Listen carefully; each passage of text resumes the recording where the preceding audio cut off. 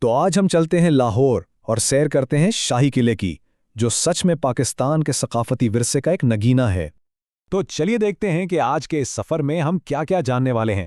پہلے ہم شاہی قلعے کی شان و شوکت کو سمجھیں گے، پھر مغلوں کی اس عظیم یادگار کی تاریخ میں جھانکیں گے، اس کے مشہور حصوں کی سیر کریں گے، اس کے بے مثال فن تعمیر کو دیکھیں گے اور آخر میں بات کریں گے کہ دنیا بھر میں اس کی کیا اہمیت ہے۔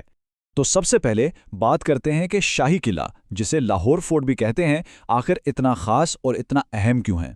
یہ قلعہ صرف اینٹ اور پتھر کی عمارت نہیں ہے، نہیں، یہ تو لاہور کے دل میں کھڑا مغل دور کی پوری شان و شوکت اور ان کی طاقت کی کہانی سناتا ہے۔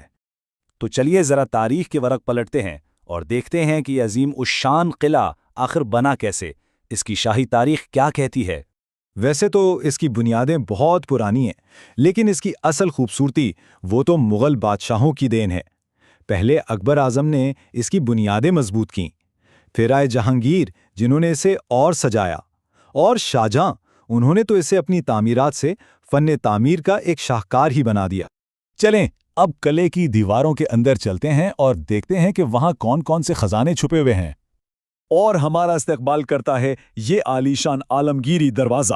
اس کی شان دیکھ کر ہی اندازہ ہو جاتا ہے کہ اندر کیا کچھ ہوگا۔ قلعے کے اندر حکومت چلانے کا ایک پورا نظام تھا۔ ایک تھا دیوان عام، جہاں بادشاہ عام لوگوں سے ملتے تھے، ان کی فریادیں سنتے تھے، اور دوسرا تھا دیوان خاص۔ یہ تھی وہ خاص جگہ جہاں صرف بڑے بڑے مہمانوں اور وزیروں کی بیٹھک ہوتی تھی۔ اور اب ہم پہنچے ہیں قلعے کے سب سے خوبصورت حصے میں، لیکن اس کا نام ہی سب کچھ بتا دیتا ہے۔ اسے شیش محل کیوں کہتے ہیں؟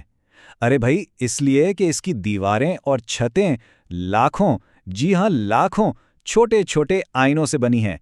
ذرا سوچیں، جب ایک دیا بھی جلتا ہوگا تو پورا محل کیسے ستاروں سے جگمگا اٹھتا ہوگا، ہے نا؟ مغل فنکاری کا کمال۔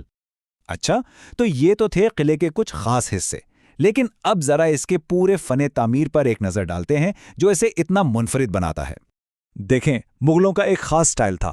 دیواروں پر باریک سے باریک نقش و نگار، سفید سنگ مرمر کا بے دریغ استعمال، شیشے کا وہ جادوئی کام جو ہم نے شیش محل میں دیکھا، اور ہر عمارت میں ایک توازن، یہ سب مل کر اسے ایک شاہکار بناتے ہیں۔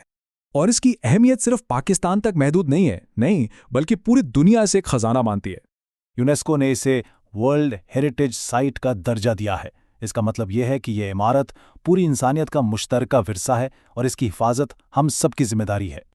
یہ درجہ اسے 1981 میں ملا تھا، اور یہ صرف ایک تاریخ نہیں ہے، بلکہ اس بات کا ثبوت ہے کہ یہ قلعہ ہماری ثقافت اور تاریخ کا کتنا اہم اور لازوال حصہ ہے۔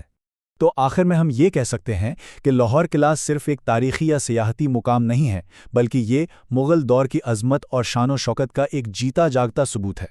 تو جب ہم اس کی سیر مکمل کرتے ہیں تو ایک سوال ذہن میں آتا ہے، یہ عظیم ورثہ آج کے دور میں ہمیں کیا سکھاتا ہے؟ یہ صرف ماضی کی کہانی ہے یا اس میں ہمارے لیے بھی کوئی سبق ہے؟